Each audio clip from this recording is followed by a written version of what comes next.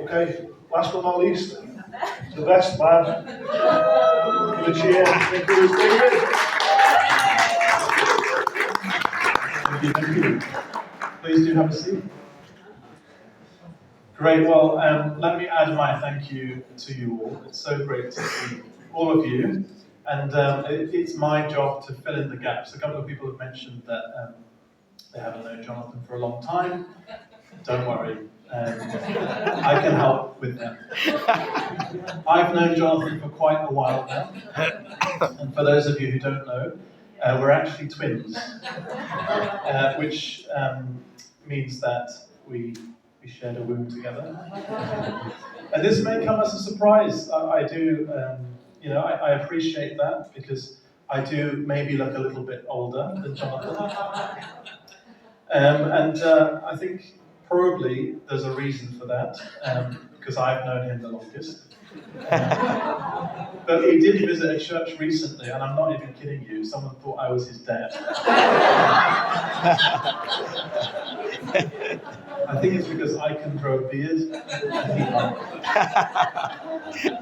But as I mentioned, I first met Jonathan in the room. We were just hanging out there. As you may have guessed, it was a bit of a squash. Mum blames us for stretching her stomach, although she has had a few plates tonight.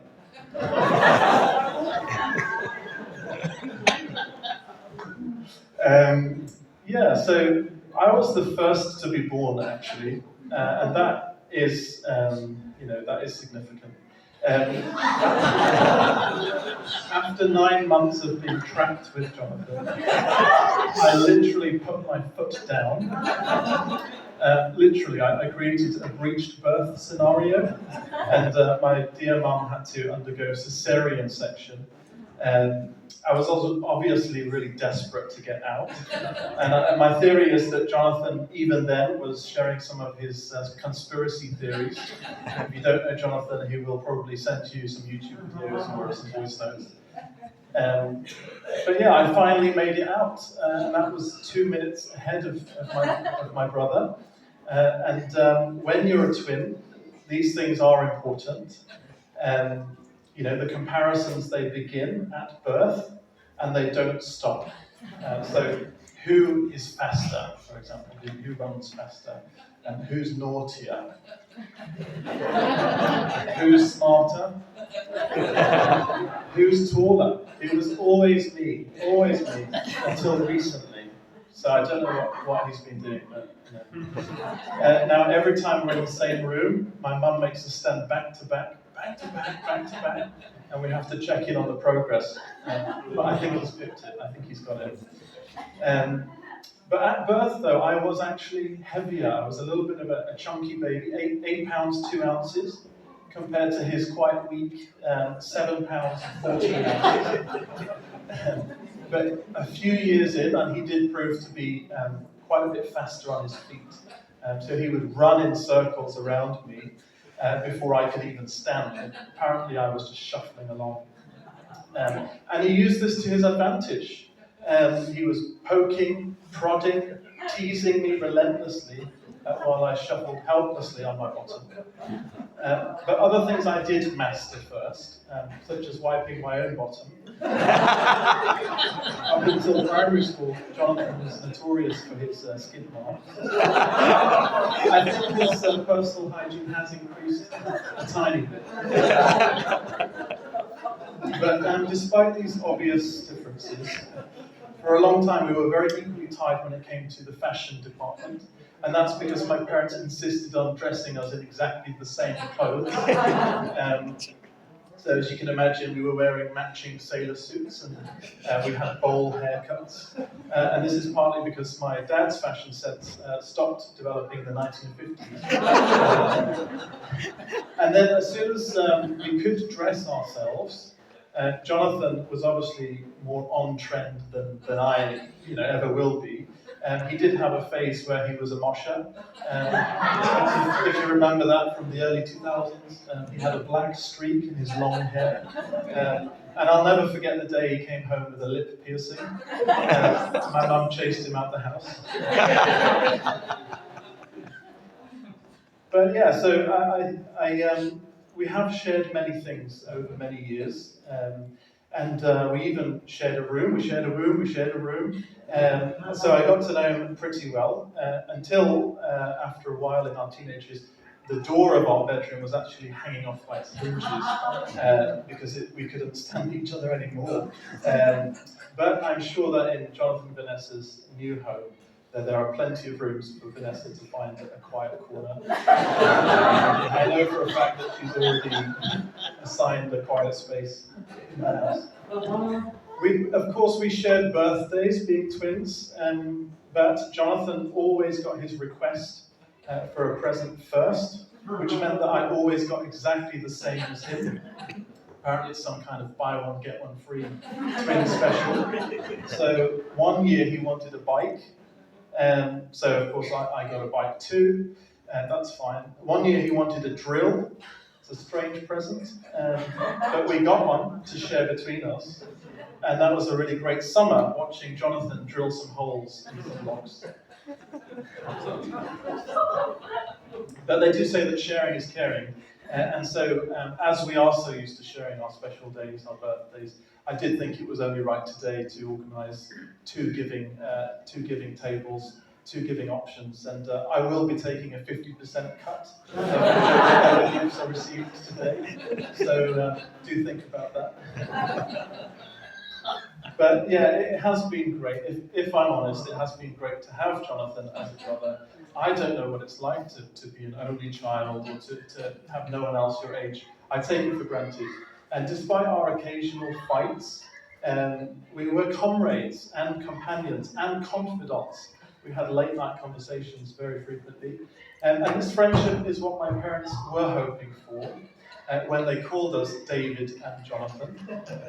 The closest friends that you can find in the whole Bible, David and Jonathan. Of course, it doesn't end well for Jonathan in the Bible. But what's in the name? Because my parents will often call us the wrong name. And now that we both have Asian wives, they will likely never tell any of us apart. But Jonathan will happily give you his best advice with 100% confidence.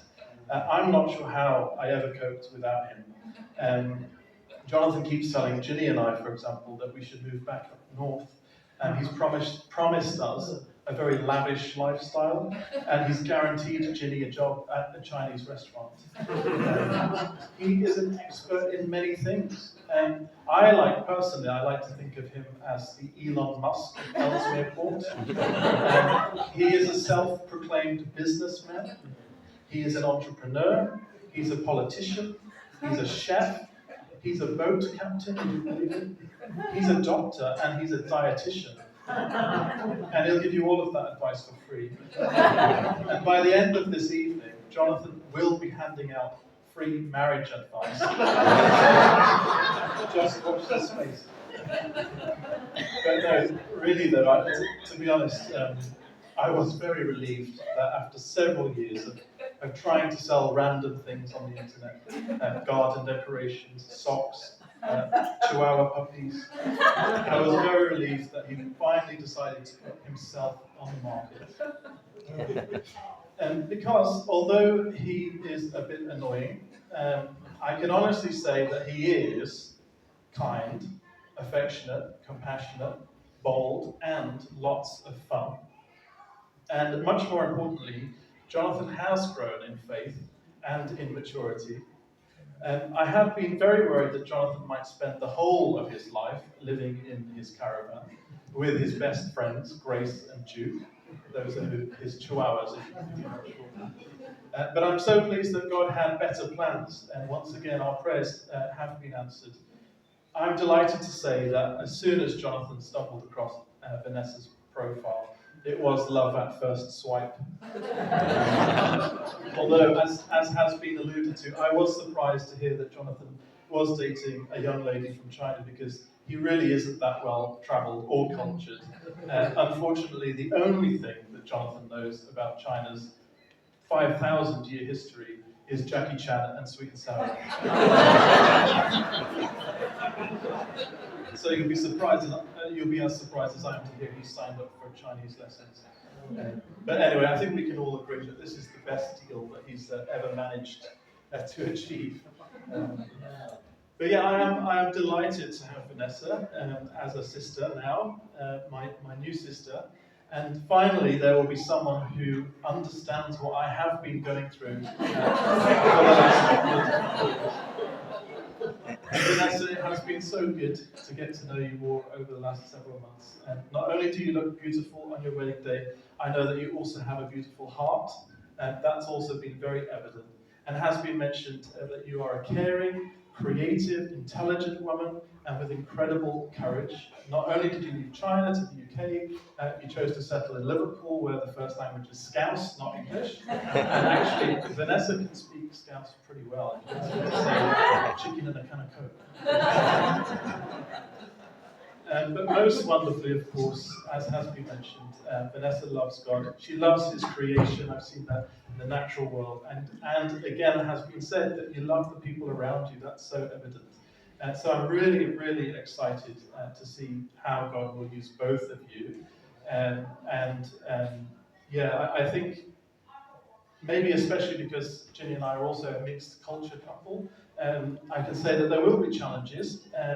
You know, it's not always easy. There are cultural differences. There are assumptions that other people may make. But I would say that you are in a unique position to demonstrate the unity of God's people to a watching world. And whether, you know, obviously through marriage, that's male and female. Now we have East and West, yin and yang. Together, you can really make a massive difference.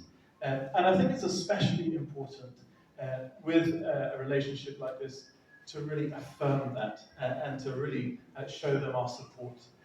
So, can we raise our glasses once again and just show our support for John and Vanessa, support for their union, their marriage, all that they represent as they point to the unity that we have in Christ. If we can just toast again to the bride and groom, and then I've got one more toast to make after that. So let's go, bride and groom.